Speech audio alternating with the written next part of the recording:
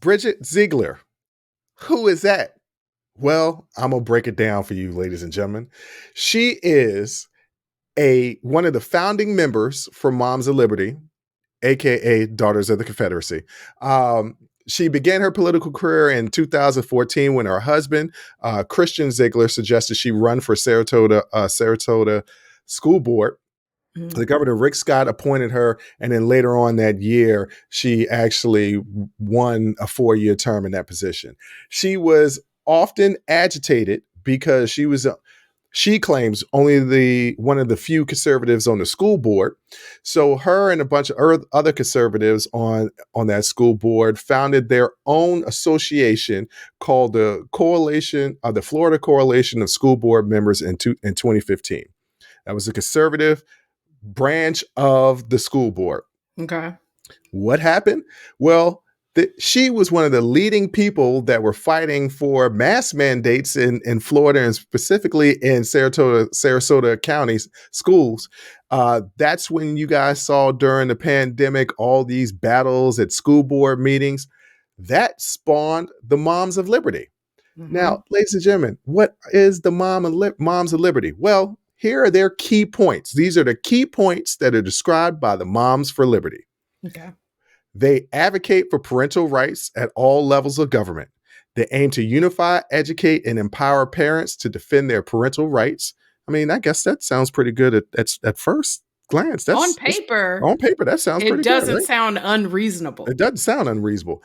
They hold decision makers accountable or work to replace them with liberty-minded individuals. Now, holding decision makers accountable, that's you solid. Want to hold them accountable. Right. But because you don't like them, you get them replaced by liberty-minded. Keep in point this key word, liberty. They spread awareness and understanding of a limited role of government unless they need government bailouts. They stand together against government overreach and intimidation tactics, unless they're the ones doing government overreach or intimidation tactics. Listen, I want you to not oversee anything I do except some of the things I do, but only the things I want you to look at, but don't look at this stuff, that stuff. And we're going to get to that in a minute. They promote teaching the principles of liberty in homes and communities. Once again, this word liberty, I really don't understand what this word means. It's incredibly vague. Yeah. They engage communities and elected leaders on key issues impacting families. Once again, that's not bad on paper. On paper. Engage is a very light word that I would say when they say that they engage communities. They attack communities that disagree with them. They activate liberty-minded leaders to serve in elected positions. Liberty-minded, once again. Yeah. What are they criticized for? What does that mean? Well, I'm starting to understand what liberty means when you get to the crutch of a lot of the things that they stand on. And what are the things that they stand on, or what are some of the things that they've been criticized for? Some of the things they've been criticized for is their stance on the mention of the LGBTQ plus rights, race, ethnicity, critical race theory, and discrimination in any form of school curriculum. Yeah, she is the mastermind behind Don't Say Gay Bill. Yep. So once again, I guess liberty stands for not the liberty to be who you want to be, but the liberty to say, don't be who we don't want you to be. It is freedom from otherness. That's what they want. That's what they want. Because everything that they just said, the LGBTQ plus community, race and ethnicity, critical race theory, which is not, once again, it is not being taught through K through 12. Never has been. Actually, only really being taught in law school. When they say critical race theory, they mean slavery. Oh, we'll get to that in just a moment. Yeah. And discrimination. So basically anything that's not white.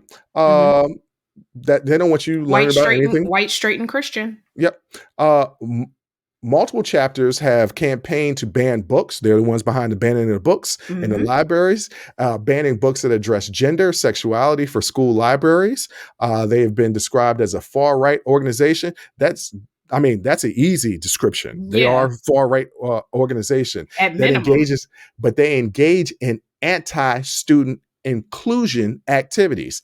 Yes. Of course they do. When you eliminate LGBTQ plus students, race, ethnicity, gender, and discrimination, right? When you say we're not going to address any of those issues, then yeah, you are anti-student inclusion. They have also called for classroom censorship, bannings on teaching of, here's the key, they want bans on teaching about slavery, racism,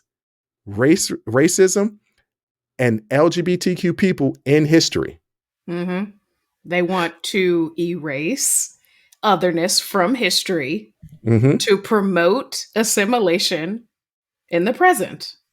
That is the whole agenda. Whitewash. So when I said Moms of Liberty, aka Daughters of Confederacy, this isn't new. This is something that's already been done and happened once before. The Daughters of the Confederacy were daughters of Confederate soldiers that felt like their history wasn't being told, which, by the way, in American history, the Confederacy were traitors. Yeah. If you like that clip, go ahead and hit that like button. Don't forget to subscribe to catch up on all of our latest content. Don't forget to hit the notification button when you do subscribe so you can get updated every time we release content. We release content every day, whether it's an actual show or clips from the shows.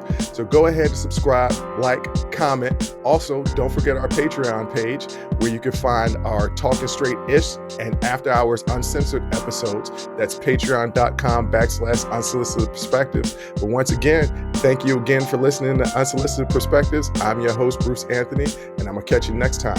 I'll holla.